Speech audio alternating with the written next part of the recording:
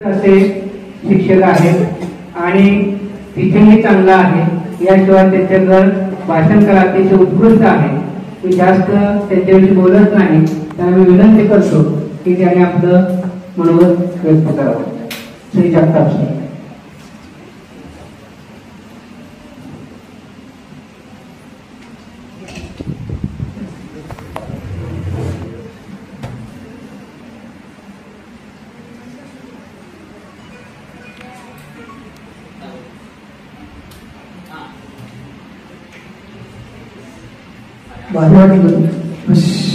Light on केली.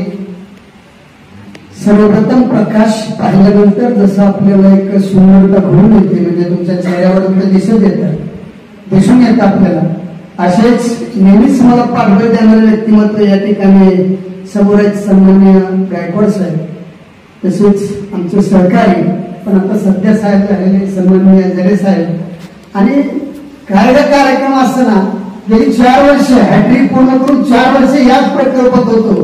5वं वर्ष म्हणलं ठीक आहे, पण साहेबांचा फोन आला आणि 25 योजना साजरी झाली. म्हणलं तर चालेल, 5 वर्ष आपण या ठिकाणी काही ना काही निमित्त साधून या ठिकाणी येतोय. या प्रकाशमय व्यक्तिमत्वासाठी दातृत्व, कर्तृत्व आणि मातृत्व जिथे येतं यांच्यासाठी पहिल्यांदा टाळ्या वाजवत. आता व्याख्यान म्हणजे इंटरॅक्शन, म्हणजे तुम्ही मला जे वाटेल ते बोलू शकता किंवा प्रश्न म्हणण्यापेक्षा सुरुवातीला आपण आपल्या रयत शिक्षण संस्थेचे आराध्य दैवत कर्मवीर अण्णा आणि लक्ष्मी बहिणी यांना वंदन करतोय. आणि व्याख्याता फार मोठा नाही, पण मोठं होण्याचं काम मात्र सतत चालू. पण मोठं व्हायचं कसं, तर ज्याच्या पायामध्ये चप्पल नव्हती पण आपल्यासाठी शिक्षण संस्था स्थापन केली, अशा कर्मवीर अण्णांचं आपण पहिल्यांदा स्मरण करतोय. आणि मग मी माझ्या व्याख्यानाला सुरुवात करतोय. मी कर्मवीर भाऊराव पाटलांचा, तुम्ही विजय असो असं म्हणा, कर्मवीर भाऊराव पाटलांचा, लक्ष्मी बहिणींचा, रयत शिक्षण संस्थेचा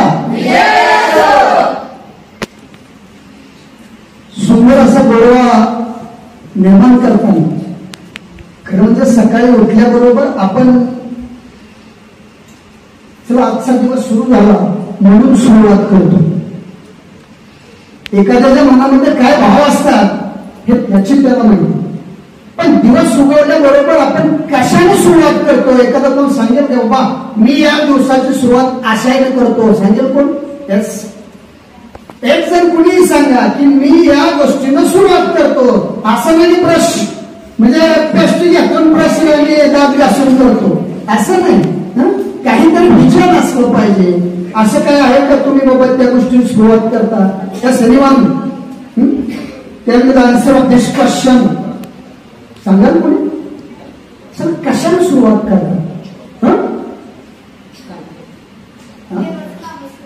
देवाचंच नामस्मरण करून. गुड, देवाचं नामस्मरण करून आपण सुरुवात करतोय. पण नंतर काय करतो? देवाचं नामस्मरण आवडणाऱ्या देवाचं केलं, अहो येता येता बघितलं. येस, कोण अजून बोलते कोण? देवाचंच नामस्मरण करतो हे मान्य मला, पण पुन्हा देवाचंच नामस्मरण केलंच पाहिजे. पण कुठल्या देवाचं? अहो घरामध्ये आल्यानंतर ज्याच्या किलबिलाटाशिवाय, ज्या आईच्या किलबिलाटाशिवाय घर सुनाय आणि गोट्यामध्ये गाईच्या हंबट्याशिवाय तो गोटा सुनाय आणि ज्या खाटावर पडलेल्या बाबाशिवाय ते अंगण सुनाय, त्या देवाला पहिल्यांदा नमस्कार करायचा आणि